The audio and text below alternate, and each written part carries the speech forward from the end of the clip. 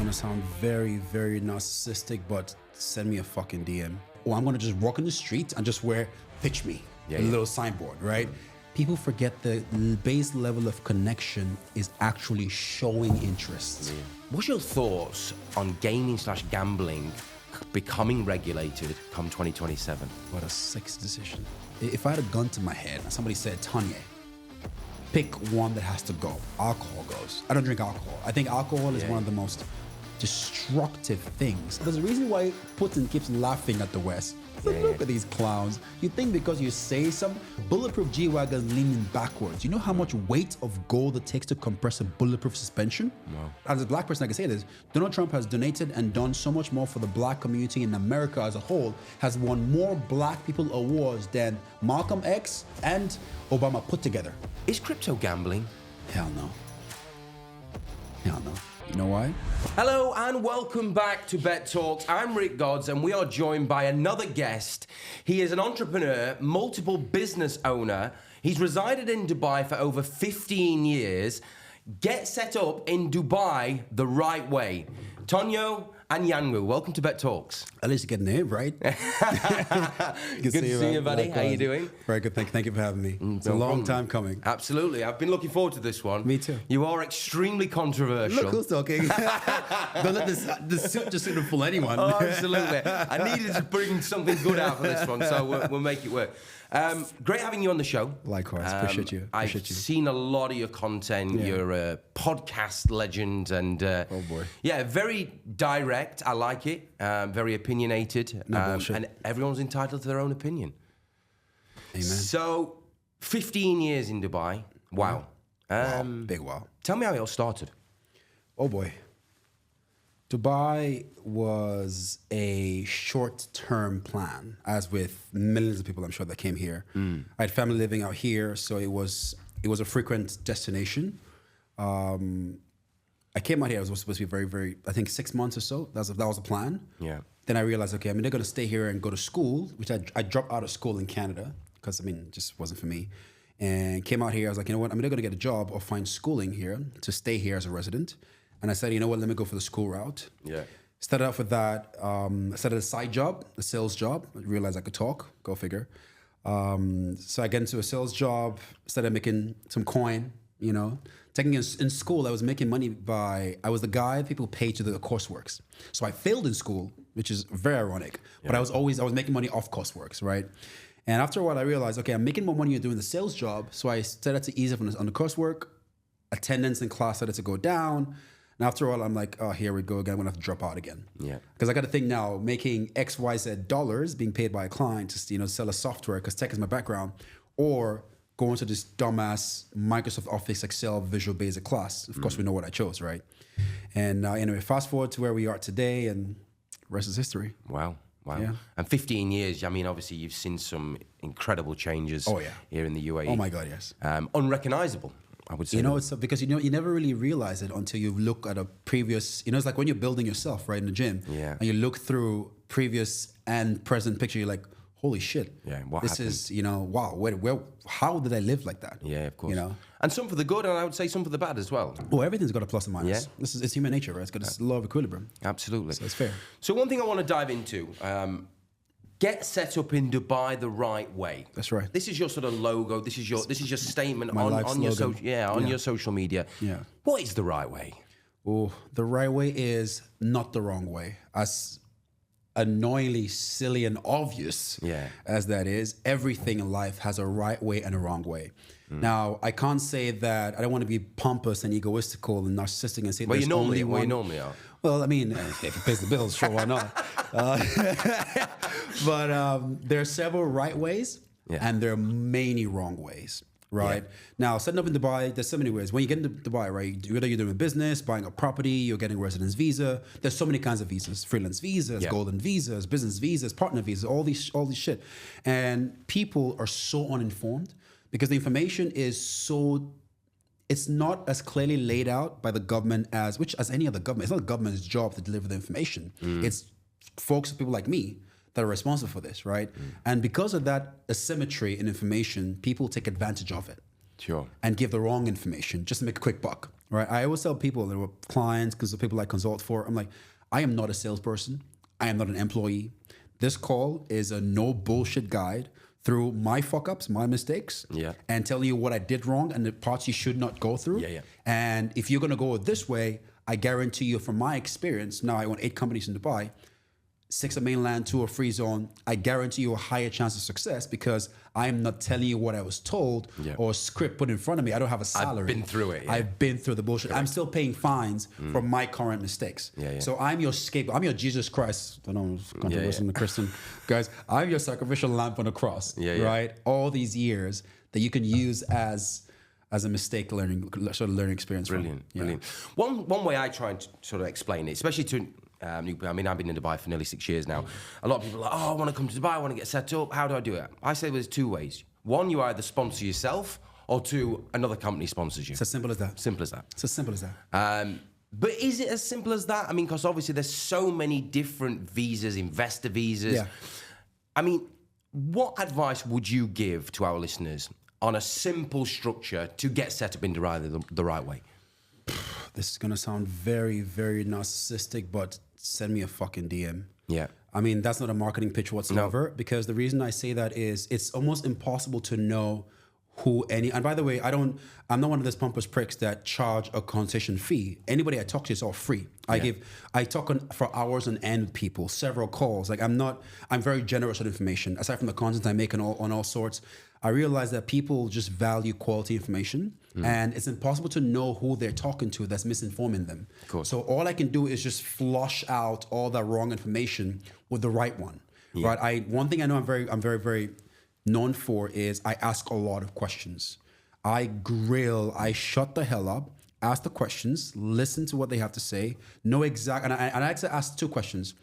Your plan right now and your plan for the future, potentially what you want to scale to now. Nobody guarantees tomorrow, but if you give me your future plan, your roadmap, I can draw out a structure that can actually be scalable to accompany that, right? A lot of consultants, what they do is, especially the freelance consultants, what they do, because they're so incentivized to sell, and the salaried employee on bonuses, right? They just sell whatever is best right now, lock you in, and sell again. So let's say, for example, you want to sell furniture, you want to be a furniture company.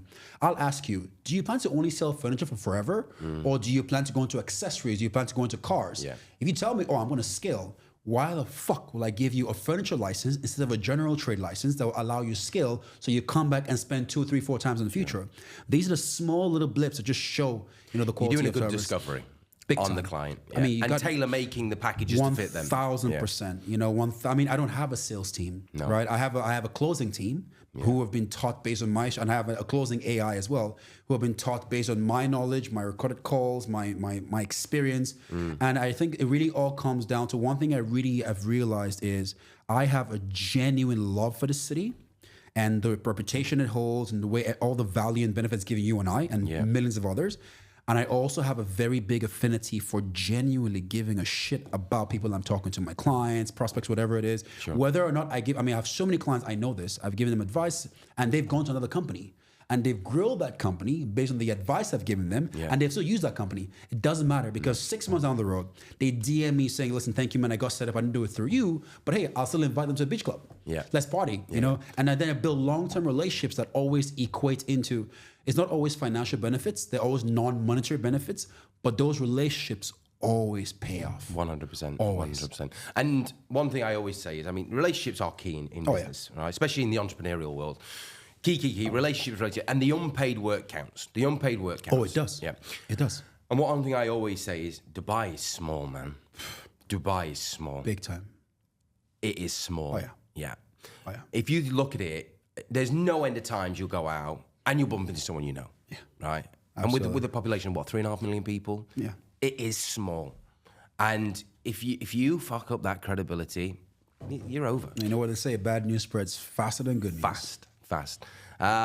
So you like I say, I always look at the unpaid work counts and then it'll come back tenfold after. But the company setups, okay, I know that's only one part of your sort of the 8 companies you have. Tell me more about the concierge side of things. It's a whole sort of package. Absolutely. So the Kamal Group, Kamal Business Hub is the almost a la carte business setup. So I set up business, the visas, the accounting, bank accounts, whatever they cherry pick out of a little menu. Live Up Lifestyle is the buffet. That's the all-in-one, creme de la creme, members club. And it's the first of its kind in Dubai, actually. I know a lot of people claim that the first of its kind. The only reason I built Live Up is initially I was looking to collaborate with what I would want to be a Live Up. And I realized it doesn't exist. Now, there are concierge companies in Dubai. There are car rental companies in Dubai. There are luxury, supercar company clubs in Dubai, whatever. Yeah. But there wasn't an actual turnkey all-in-one solution where, for example, you come in as somebody who has some money in their pocket, you want to move into Dubai and have everything covered for you. Your business license renewals, your residence visa renewals, your tax registration, your everything, your bank accounts management, your concierge, get picked up from the airport whenever you arrive. All these are complimentary, just one annual fee. Events, get to meet people, discounts and venues, access to gyms, access to offices all year round, and just have it where you just literally pay one fee and just literally be spoon-fed. Yeah. That didn't exist, So I was like, you know what? I have to build this out, right? And that's why I built a Live Up Lifestyle to be this. So that 15 years of network has all linked into one. Literally. I mean, it's the most hindsight convergence ever. It's just one of those big eureka moments where it's, and the good thing about what I've done is, and I take very big pride is, I wasn't in a hurry to commercialize this. This is something where it's strictly personal relationships I've leveraged. From me renting supercars, from me buying watches, from me buying jewelry, from me buying renting boats, from me going to events and all that. Every single person where I've done the trial and error, I've gotten fucked over by the wrong guys, lost deposits, been claimed, you rented a Ferrari or a Lamborghini and you damaged the car. 14 speeding fines. All this bullshit that don't exist, all those mistakes. And now getting to filter or kiss the frogs and now get to the prince and princess charmings and say, listen, know what, guys, I'm going to cherry pick every single quality person, save you a learning curve, and you just come in here and just walk through literally butter.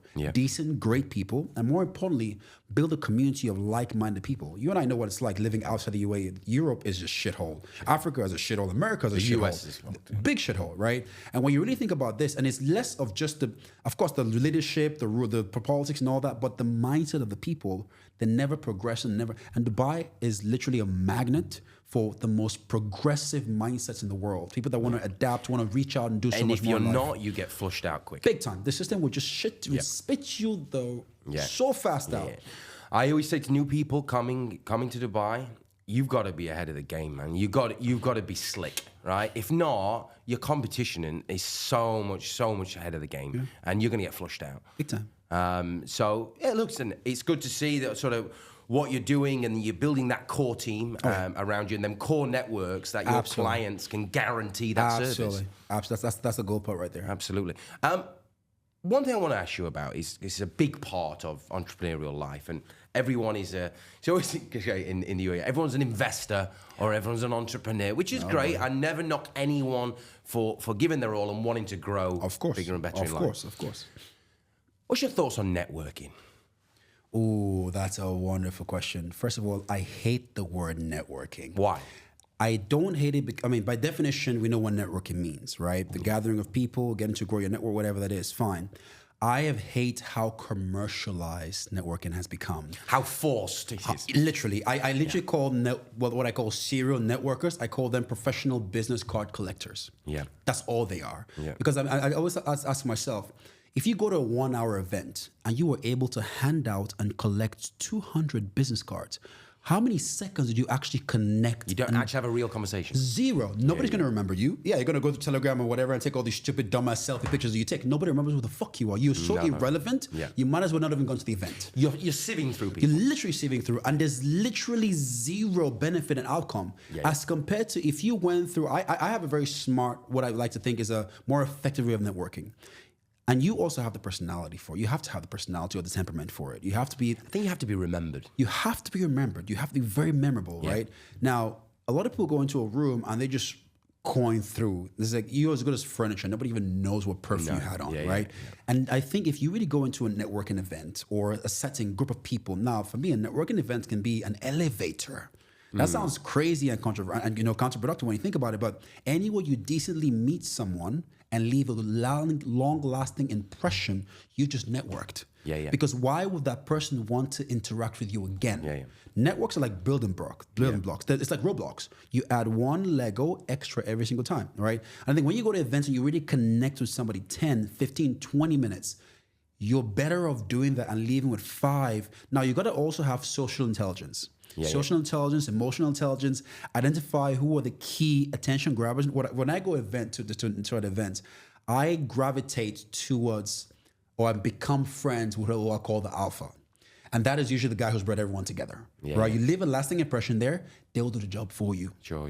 And at that point, you get invited to more events automatically, 100%. Right? And beyond that point, people are going to want to get to know you because when you have a great energy about you, people will just come to you. Of course. You could be standing alone, just doing whatever. It doesn't matter. Your energy would either attract or repel people, right? Yeah. So I think if people are so focused on the wrong thing, which is the superficial end of networking and forgetting networking just really means connecting. Especially with my network. I give more than I get back. That's how it's supposed to be. I give more than How can you expect anything back if nobody receives anything from you? Yeah, Who the fuck are you without giving any relevance or value? Absolutely. Literally. Yeah. I give more than what I get back. But then the ratio outweighs itself tenfold. Always. Yeah. It's seeds you plant, right? You plant them in the ground. Okay, you don't see the soil go down, and then all of a sudden you have a sprout, right? Yeah, for sure. No, I love that. I love that you have that. Yeah. And I like that theory, like you say, is that you hand out 100 business cards, no one's remembering you. Zero. Sieving. It's a great. Now, one thing I do, I wanted to ask this question because it's a big thing, especially in Dubai. There's networking events every single night. Oh, boy. Everywhere you want to go. Oh, Jesus, yes. And I always think prioritizing yourself and going to the right places is key. Big time. I tend to find myself not really telling a lot about what I do within the first 2-3 meets. Yes. Waiting for other people to ask you, and that's when they're interested. Oh, fuck, I love you for saying that. That's so key, man. It's whenever I mean, you literally, I'm sure you go to, I mean, you are fucking events fucking guru, right? I mean, this, right? Events, conferences is just my God. And it's your thing. I mean, you're a professional international speaker, so that's even, you unlike others, you're actually paid to come there, go figure, and to drink and eat for free. It's beautiful. I wish I could be you when I grow up. Now I'm thinking about like, shit, I have to pay to go to my own fucking events. There was something wrong in my life. You see those people who literally go through events while they're interacting with this person. Their eyes are wandering around who they're going to go next. They're not listening to what the fuck you're saying. They don't care literally what's coming out of your mouth. No. And literally say, oh, hi, my name is Angelica. What do you do? Oh, I'm in this business. And then it goes to an instant pitch. Instant. Bruh, if I want to pitch, I'm going to go into fucking DM my Instagram. Yeah. Right? Or I'm going to just walk in the street and just wear pitch me. A little signboard, right? People forget the base level of connection is actually showing interest. Yeah. That's the first bit. And then getting that reciprocated. And if it doesn't get reciprocated, like you said, you give more than you receive. Yeah. Everything will always... People don't even care what you do for a living because people buy people. You know, I deleted my LinkedIn because too many people was offering me a job. I don't Are you want serious? A job. Yeah. I don't need a job. I don't need a job. Yeah, you don't. So I purposely deleted it. I use Instagram, Telegram, WhatsApp, but my network is so big now, signed by 8 brands. So this is the business. I am the job. The face. Yeah, the face. So I was tired of people offering me jobs without even meeting them. And I'm like, no, keep your job. Keep your job. But listen, good luck to everyone. That's one of my quotes. Good luck to everyone. Yeah. I wish everyone well. Absolutely. And like I say, listen, it's hard out there. It is hard out there. Yeah. And especially here is the mega league. Dubai's the mega league. Yes. It really is. Yeah. And the heaviest hitters are here. Heaviest hitters are here. If they're not here, they're passing through here. They're passing through here. Absolutely. And it's changed so much. Dubai has changed so much in the last 18 to 24 months. Would you agree on that? Oh, of course. Yeah. Post-COVID was a mega revolution on how the world perceived Dubai. Because the rest of the world was still today, the rest of the world just... COVID showed that first world countries are in fact third world countries. Yeah. Right? With exception to a few, and a handful, you can count in one hand, right? And Dubai just really... It rose to the occasion and showed, nah, we're up for this. Yeah. And that positioning Dubai had post-COVID was really the biggest time where everybody came to Dubai after all the lockdown and sort of started to ease around Germany and the rest of the world. People came to Dubai for a week and never left. I think that was the highest time, or the time where I had the highest demographic population of people that said, I'm here on a tourist visa for the passwords allowed them, right? And I'm never leaving. I'm going to get a job. I'm going to open a company. I'm going to buy a house. I'm going to do whatever the hell they wanted to do. Yeah. And that just really, and of course, with that, you attract everyone. And everyone meaning everyone, the good, the bad, the ugly, right? But then one thing that we know for sure, which again has its pluses and minuses, as we spoke about earlier, even before we started recording, right, is Dubai has established itself that it has the capacity to rise to the occasion and actually mitigate and manage the filtration of all those people flocking in here. Whatever it is, sure, everyone is welcome. There are rules. There are rules. You follow them, you go in this pile. You don't, the boot comes. Yes, and there's serious It's as simple as consequences. that. But let's look at the facts, okay? Yeah. Now, Dubai is the best city in the world, and we both agree on that. 100%. Okay, Dubai is home for us. I love it. I love the government. I love the royal family. What they're doing with this country is incredible. Unmatched. Yeah. But let's face the facts. The population has only grown because it's been an easy way for the wealth to bring their money here and set up a new life. Amen. That's the only reason it's grown, right? And there's and so long it lasts, okay? But there are pluses and there are minuses to everything. Of course. Okay? I see Dubai changing, not for the good in some ways. You think so? West Beach is a new Magaluf. You had to go there.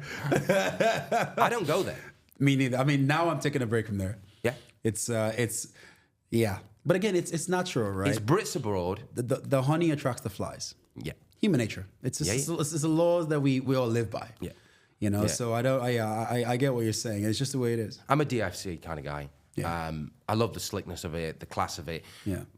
West Beach, I mean, what's going off down I there? mean, I've now migrated away from West Beach to La Mer. Yeah. All the new beach clubs, African Queen, all the other J1 is you know, J1 Yeah, all yeah, that. yeah. It seems to be at this moment a slightly higher quality caliber of people, and those who are really craving more of the higher quality client sort of crowd, and they're, you know what, sometimes I just wish they can just triple the prices of everything in La Mer, so Yeah. the cheap cunts don't have to come through. Do you know what though? That Le Mer was actually a failed project. Now they've sort of built up that area. The African Queen is like being in Saint-Tropez.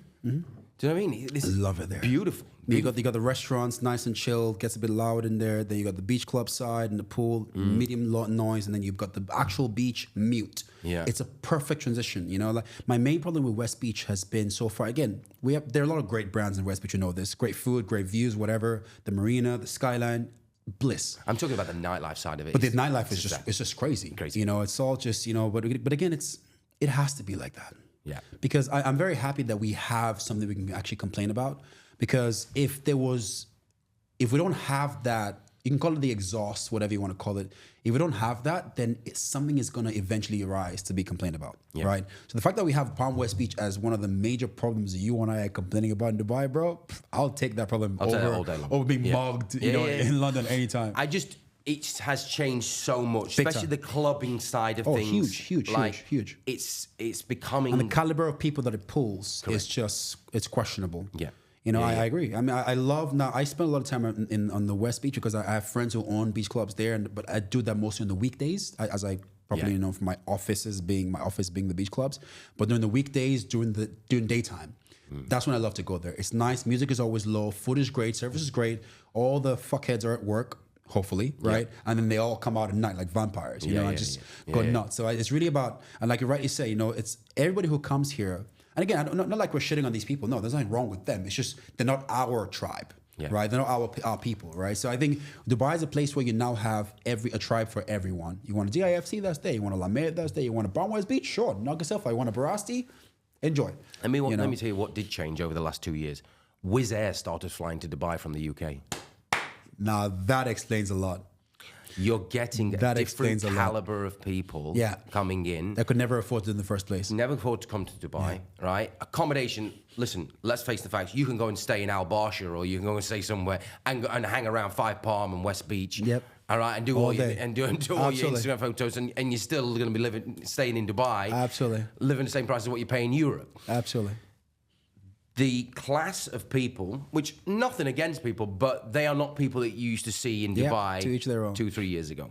You know, I think what has happened is, I made a video about this. It went pretty viral recently as well. Again, you and I always talk about how there's always the glitz and glamour, the perception of Dubai, and then there's the big reality. shiny buildings. Yeah, and there's a reality of Dubai where people like you and I don't go to our lifestyle actually has what others would perceive as glamour and glitz and all that, but it's not because we're not out of control with it. It's just embedded in our lives. It's not our fault that we built that life. We've actually built that, right? Yeah. But we understand very well that, hey, there's still levels to this, and there are layers to which you can operate, where you can actually do this very moderately, right? And a lot of people that come in here and still get trapped in that fancy glim bubble, right? They're the ones who get sucked in and get all fucked over. Yeah. And this is where it really becomes a big question mark. Is like you're trying to compete with, and those who understand that Dubai has changed, as you said, or Dubai is transitioning or mutating or evolving, people like you and I we're doing more quiet stuff. Yeah. Right? So we're not out there anymore, screaming and making noise like we would 5, 10, 15 years ago, whatever it is. We know, okay, now we've matured out of that. For sure. So let those that have come through. That comes with time. It does come with time. So hopefully the guy there will eventually mature, but then it's a wave, it's a cycle. There'll be the new ones who just want to get out for the first time. They're the 16-year-olds about to become 21, right? Who are looking forward to going to Palm West Beach and shaking their ass in the fucking boat. Or whatever. Someone's daughter is literally waiting for a live bitch to twerk on someone else's boat. Course, So this is literally it's human nature. I'm not saying anything wrong with it. I did it when I first came. We loved watching it when we wanted to watch it. So hey, but looking back at it now, I can't think of anything worse. But that's just my opinion. Everyone's entitled to it. Oh, 100%. Now, you're talking about change, okay? Yes. Here at Bet Talks, we cover everything from gaming/gambling, crypto, Web3, everything emerging tech, mainly within the UAE. What's your thoughts on gaming/gambling becoming regulated come 2027? What a sexy decision. This is probably one of the best things that could ever happen to the region. And I say one of the best things because there have been a lot of great things that happened before so far, but breaking that taboo, now it's demystified everything. The economical outpour is going to be economical growth is going to be ridiculous. I mean, as you know, gambling has been across many economies, many societies, many civilizations, has been one of the greatest pastimes in the history of time. Having that come through here, where there's now been, as you know, there's always been the Islamic conflict, right, and dispute of, is it haram, is it halal, is it allowed, is it not? Well, in Islamic religion, it is haram. It is haram, right? But again, having the zeal and the ambition and the ability to say, you know what, here are certain terms, we're going to have it operate underneath, right? That is a beautiful, sexy spot that Dubai, UAE has always been able to find, that beautiful, beautiful middle ground. And I think it's one of the best things that could happen because then the quality, the amount of money and growth that this region is going to actually experience is going to be unreal. Now, we've seen real estate booms. You know that Dubai is the most booming real estate company in the world, the fastest growing population-wise, the fastest growing amount of millionaires and billionaires moving out here. Everything, business setup is growing over 200%, almost 200% every year on year, exponentially. Having that gambling structure in here is going to be a whole new league of funneling. The quality of people, the style of people that are going to come out here. Again, every single honey attracts flies and the bees, right? 100%. We're going to have both. And that's fine. It's human nature. You can't have one without the other, right? Yeah. But I'm pretty confident that it's going to be predominantly positive over negative. The theory I always say is let's look at Vegas, okay? Then let's look at Macau. Yeah. What's in the middle? Yeah. Ras Al Khaimah. Literally. Why are they doing it in Ras Al Khaimah and not Dubai? Because they want to grow their Emirates. Of course. Expansion. Of course. Expand out. Dubai already has the infrastructure. Of course. All right. Who's not saying that once the win, come 2027, pops up on Margin Island, 4, 5, 6 all start opening in 100%. It's a given. Yeah. It's a given. And then, I can't think of anything wrong. I mean, the reason I say I can't think of anything wrong is the playbooks have been written by every other civilization who has had gambling for decades or centuries, right? Like Dubai always does. And we know this very well. Dubai takes the best from around the world and then makes it 10 times better. For sure. So they're going to implement all that. They're going to have the flow. And I'm very confident the structure is going to go. Gambling is going to be done very, very differently in Dubai. Whether it's physical gambling, digital gambling, online gambling, whatever it is, we're going to see a very, very totally different approach to how that's going to be done. And hopefully we actually have some relatively sensible gambling, behavior around that, because gambling addiction is a real thing. Gambling addiction is a real thing. All right? It's endless. It's endless. You can talk about addiction. I think gambling is the worst because it's endless. That's the only thing. That's the only bit that I just hope that they have the full. I'm sure they do. I always have big confidence and trust in the government here. I'm sure they have a system to actually mitigate and manage, both psychologically, financially, economically, on the structure, how they're going to manage, irresponsible gambling. That's the only thing I have a concern about. What's your thoughts on local Emiratis accepting this? I think it's always going to, like anything else, always going to have mixed responses and mixed signals. I've spoken to a few Emirati friends of mine who are like, yeah, I mean, I've realized that Emiratis have, like me and you, probably definitely they have more pride than, of course, that you and I do as residents here. And they have a lot of trust in their government. A lot of times, it's like you and I having trust in a certain person. Even though we might be mildly skeptical about something and have maybe even strong opinions that are radically opposite to what's going on, because we have trust in the entity, that in this case is the UAE government, they will eventually come around. Yeah. This is my opinion. I could be wrong, and I hope I'm not wrong, right? But I know from out of 10 Emirati friends I've spoken to, 8 of them have been totally okay with it. One of them has been quite on the fence, unsure, and then you have one who's relatively Islamically sort of reluctant based on the strict following of the religion, which I can very much understand and respect. However, the 8 will win over the rest too, right? And that mentality is going to be what is going to be echoed. But nonetheless, you and I know very well, no matter what happens in the UAE, the Emiratis know very well the government, and their government always has them at the core of their heart, right? So that in itself will allow them to know every move the government makes will directly or indirectly be beneficial for them. So when you think about that, I think their approach is going to be totally different. I can't say 100%, but a lot of people tell me that there's not many Emiratis even in Dubai, mainly Abu Dhabi. I mean, Abu Dhabi has a much larger, population-wise, it's difficult to say. I don't know what the numbers are. I've checked the data. I'm a huge data buff. Population-wise, Abu Dhabi, landmass-wise, Abu Dhabi is way bigger. Yeah. Population-wise, Dubai is more, right? So it's difficult to say. Maybe if you say the percentage of condensation of population, probably Abu Dhabi has more higher locals, condensation in percentage-wise.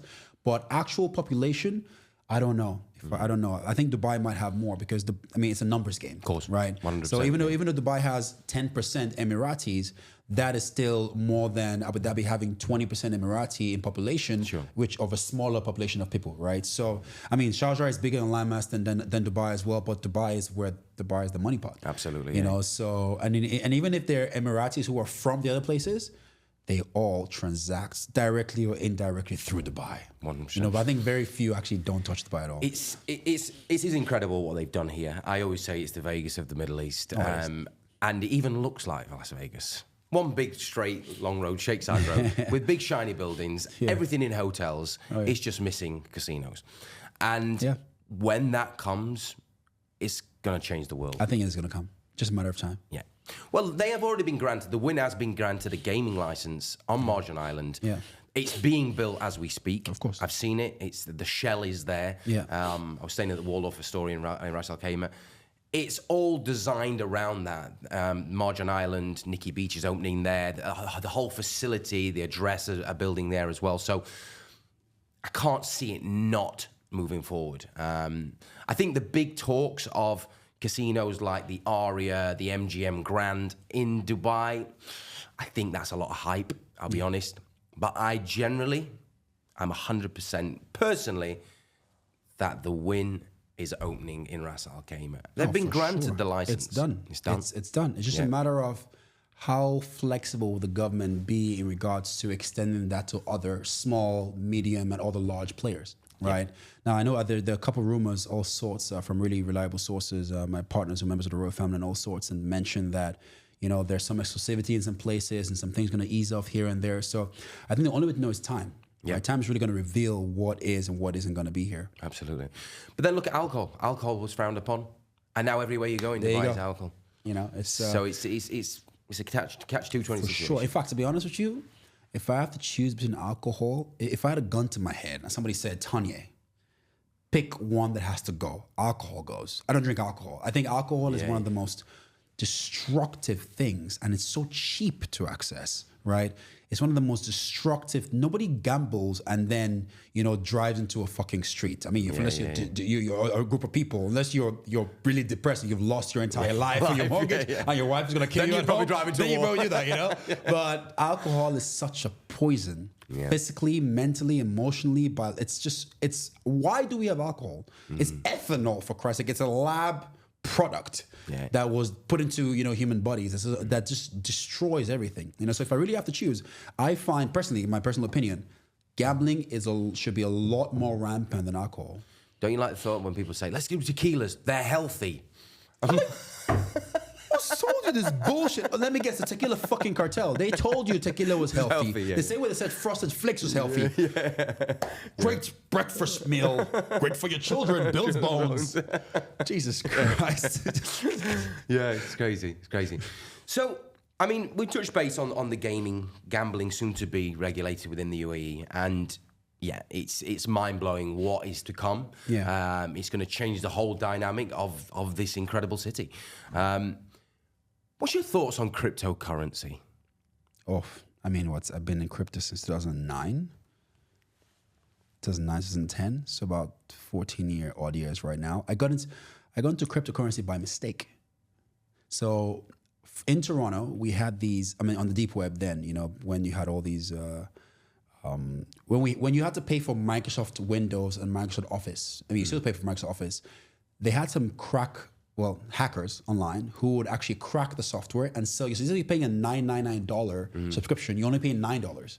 I got into crypto and Bitcoin then, and then there was no exchange. You had to mine your own Bitcoin, right? With terminals and all that. Or you had to buy it off somebody, give them cash, to transfer it to your wallet, and you have to use terminals to actually create your wallets.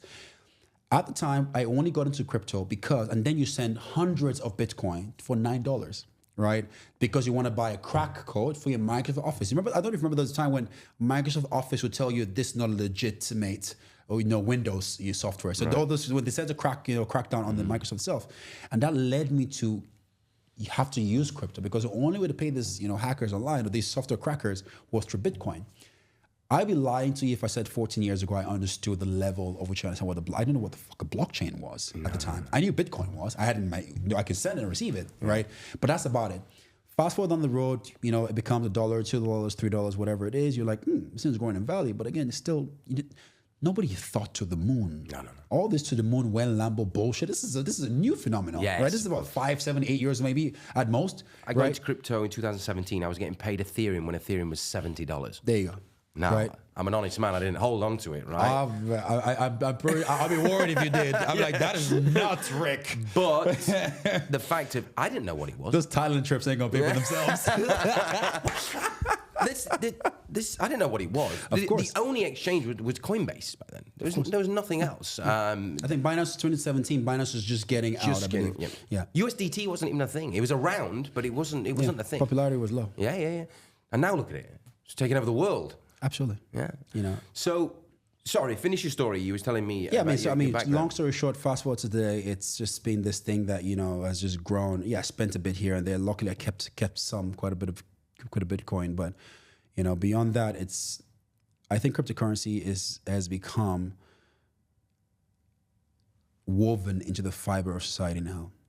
Right? 100%. It's the same way we have resistance. I always tell people don't actually try to, do some critical thinking.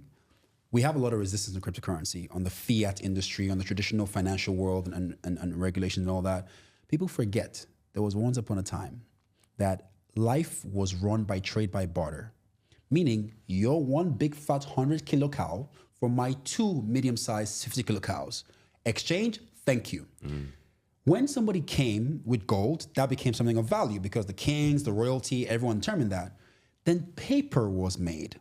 Do you think a farmer said, sure, I'm going to take that bullshit piece of paper for this, my farm, corn-fed, grass-fed, bull. Hell no. They rejected it for a while. And then money became more trustworthy, got more reputation and credibility from the government and the infrastructure and all the systems. And from there, it became a unilateral system. And it's the same mentality. Human beings will always, there was once upon a time, people asked, why would you do something as dumb as putting a radio in a car? Can you imagine that mentality? And now there's no car with, I think that was one of the Porsche cars where they actually started to allow you get Porsches without a radio, keep it lighter, just exhaust drift out. And all this, not to derail anything, is all down to the mentality of there would always be resistance in the beginning. And then there will be some acclimatization, and then there'll be FOMO, and then people see the results, and they'll be like, oh, fuck, now we got to get in. Now, so people, more acceptance. 100%. So this is literally always going to be the transition of every single thing in life. I believe that hitting 100K for BTC was a big breaking point. Big monument. I remember 20K in December 2017. And people went I think that was when people really got Bitcoin really got the attention of people. 2017, right? 20K December. I think that's what it was. Right. And that was, it was ecstatic. Right. And then, and now 100K. It's like a joke. 100K people go, right now, shit, this is real. Yes. Very real. Especially when you actually see people paying out their parents' mortgages. Right? Then you're like... At 23 years old. At 23 years old. At 18 years old. Right? And you're like, holy crap. You mean I've worked in the factory for 55 years to earn what you just spent in a day? That's crazy.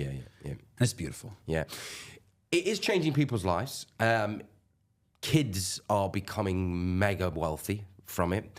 But there is also a lot of bullshit around Of course, human nature. Like we always say, the honey attracts the flies. What's your thoughts on meme tokens? Life-changing. That's all I'm going to say. So you're telling me dog with hat, people are going to be putting their life savings into it? Now, look at what's interesting. Now, people look at memes. The fact that they call it meme tokens and all these things, people forget that what drives all these things is still human nature. I always like to look at the psychology and humanity behind every single thing. That comes with greed. Exactly. And it's human nature. Now, what do you want to wrap it as? A meme token, utility token, fiat currency? For Christ's sake, money has no backing. The US dollar is the greatest meme coin of all time. It's attached to nothing. The only utility it has is a Rick is going to accept a Benjamin Franklin from a Tonye, and vice versa. Community building. That's it. And that's literally the exact same constitution of which every single meme, utility, non-meme token is built. True. But then let's look at a normal day-to-day life. People go and buy their groceries, they pay their rent, they pay their bills, but they've got a wallet full of dog with hat coin. Right? Are you telling me one day that dog with hat is going to be coming onto Apple paying? Excuse me, I'd like to pay with dog with hat. But it doesn't have to. But where's the usability factor in this? Acceptance. I always ask people, if I had a chewing gum, if I had a truck full of chewing gum, you had a $7 who wanted to give the chewing gum to the entire city as a gift or package for friends, right? And she wants to jump in a pile of chewing gum. That's a birthday wish. You're a multimillionaire and you want to make that dream come true. I have a truck full of $1 million dirham worth of chewing gums.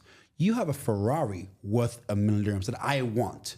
If I offered you that chewing gum truck for your Ferrari and I was willing to take the Ferrari, would you trade your Ferrari for my chewing gum truck? Depends the value of the chewing gum truck. No, it's $1 million dirhams for $1 million dirhams. $1 million dirhams for $1 million dirhams. The Ferrari isn't worth much, so you're willing to let it go. I mean, the truck full of chewing gum at $1 million dirhams has more value than what the Ferrari. You're going to spend, spend $1 million dirhams anyway to buy the truck, the chewing gums, right? So now you have something worth $1 million, and I want you, I'm like, don't give me cash, give me a Ferrari. Trade by barter, right? Now, we only think of coins and cryptocurrency because the word currency is attached to it. That's why we actually think it's money. It's not money. It's a symbol of bullshit that we attach value to. Your suit is nice. I like it. What do? I give you an iPhone worth $1,000. Your suit is worth $1,000. Sure, you want an iPhone. I want your suit. Everyone's happy. And at that point, when you think about it and take a step back from looking at meme coins and cryptocurrency as just currency and more of as valuable things of value and items that somebody else is willing to accept, then I think the whole perspective changes as to why a meme coin is way more valuable than we make it out to be. I think there is a lot of uncertainty within meme tokens. A lot. Still very, very unregulated. I strongly believe that Bitcoin will be regulated within the next 2 years. I mean, with all the ETFs and all these things going on, of course, it's already there.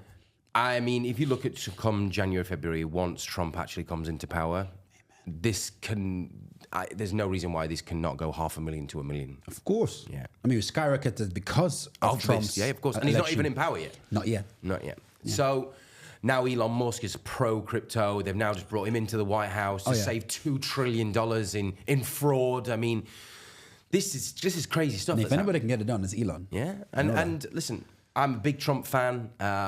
I mean, Elon Musk, what he's done is unbelievable. Yeah. He's quadrupled his wealth now to just a joke. A joke what he's done. I mean, are these figures just made up, or is Of course they're made up. Of course, yeah. Like Elon Musk. They just keep adding on hundreds of billions. I mean, I know men in Nigeria who are richer than Elon Musk in cash. Yeah. These men actually have cash. When they say I have $10 billion, they mean I can pull together 15 bank accounts with $500 million, so $1 billion each, and I'm going to pay for what I want in cash. Yeah. Right? Elon can't do that. No. He values his Tesla shares. 100%. He's going to go liquidate that or borrow against it. Borrow right? against his Tesla Now, shares. this is a huge the West created the system of credit.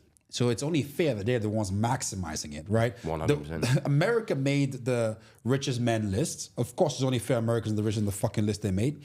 America made the best education and healthcare measurement system. Of course, Harvard and American University are going to be fucking on that list, right? It's all just fucking dog shit. You know what the real meme coin is? Those are the real fucking meme fucking coins, right? And the reality is, those who know. There's a reason why Putin keeps laughing at the West. Look at these clowns. You think because you say something, only on Netflix is the West the most powerful part of the world. Yep. We know Asia and Russia are forever going to be way more powerful, influential, and capable.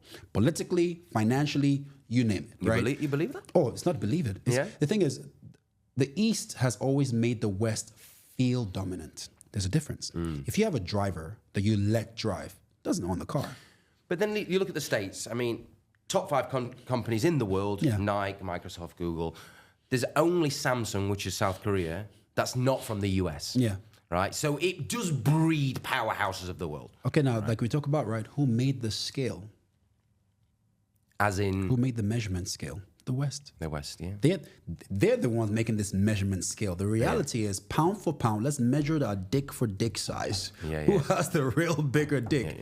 It's not the West. And we see it all the time, right? All these bullshit of them talking about how we know China is plugged into every single city, framework, everything that we are playing with in this room right now, China has handled it. Whether it's the chips, the batteries, electricity, the plastic, the metal, the aluminum, every single thing in here. Commodities. Okay. A to Z. Commodities and materials is where most of the wealth comes from in the world. 100%. Okay. Under control. But America have materials. They have the framework. They have materials. Yeah. Not like Africa. No, not close. Not even close. This is where a lot of the world's wealth come from. Yeah. The UK, France. Oh, absolutely. France's wealth. France's wealth came from Africa and still raping Africa. It's unreal. Yeah. And things are going on there, man. Yeah.